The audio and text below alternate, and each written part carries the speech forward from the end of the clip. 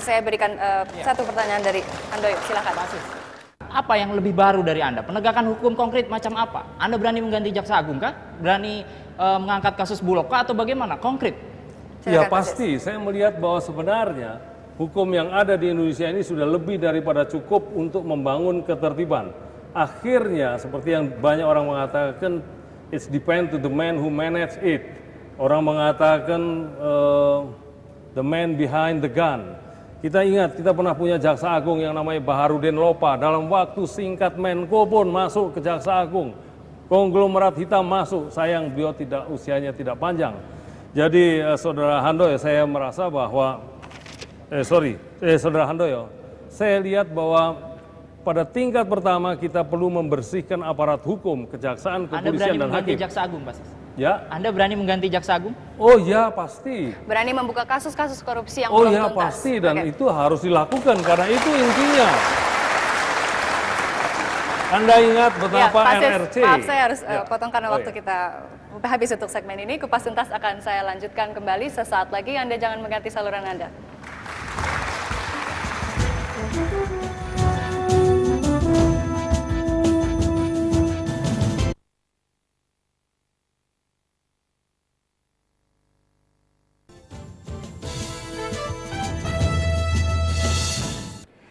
Siswono Yudohusodo tergolong sedikit dari mantan pejabat Orde Baru yang memiliki reputasi bersih dan sederhana. Padahal kekayaan bersihnya mencapai lebih dari 330 miliar yang sebagian digunakan untuk membayar dana kampanyenya. Bagaimana sih sebetulnya Siswono ini di mata keluarga dan mata masyarakat? Kita ikut laporan tim Kupas Tuntas berikut ini. Dan dia memang cukup keras ya sama anak-anaknya, tapi itu menurut saya karena dia pengen yang terbaik ya untuk putri-putrinya. Oh ya, ada satu pelajaran yang dia selalu mengindoktrinasikan kepada saya dan anak-anak. Satu yang ternyata memang itu menurut saya berhasil, harus hidup apa adanya dan sederhana.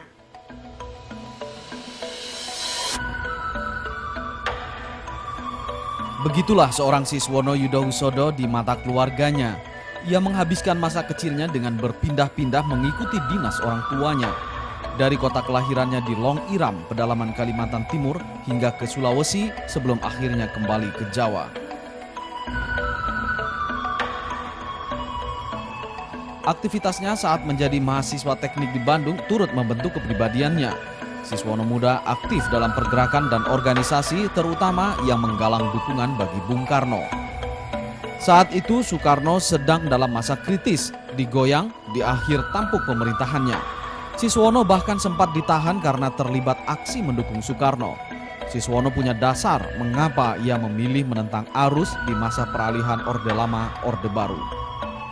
Ditanyain kenapa kamu kok cinta sama Bung Karno, karena dia bilang bahwa yang memberikan bangsaku ini adalah Soekarno. Jadi ya pantas saya cinta sama Soekarno.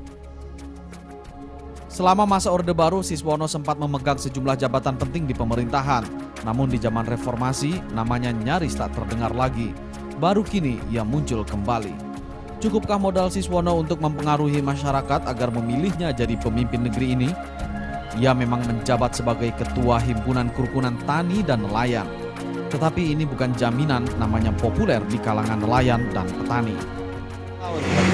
Siswono siapa? Kurang tahu. Orangnya ya kurang tahu. Untuk apa itu bicaranya ya kurang tahu. Jadi peluangnya untuk jadi presiden gimana, Pak? Kok kurang pas itu? Menurut kita itu, Pak Siswono. Kenapa, Pak? Kurang pasnya itu ya nggak pernah muncul di televisi. Nggak tahu. Nggak tahu, Bu. Beliau sekarang kan mau menyalurkan presiden nih. Beliau dekat dengan petani, Ibu.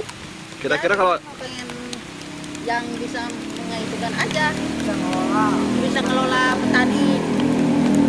Terus? Petani. Orang masyarakat nelayan kan belum mengetahui itu loh Pak, orang namanya Pak Siswono itu ya. Komentar berbagai pihak tentang keputusan Siswono tidak merisaukan orang-orang terdekatnya. Kita juga realize bahwa beliau itu kurang populer dibandingin yang lainnya gitu. Cuman ya insya Allah dengan keseriusan nanti maju menjadi calon presiden, insya Allah juga pastikan dia punya tim kerja. Tim kerja ini pasti ada bagian yang PR-nya lah gitu. Nah, semoga PR-nya ini juga sadar dengan ketidakpopulerannya dia, jadi bekerja lebih keras lah. Nggak populer nggak apa-apa, karena nggak jadi presiden atau tidak jadi wapres pun, saya pikir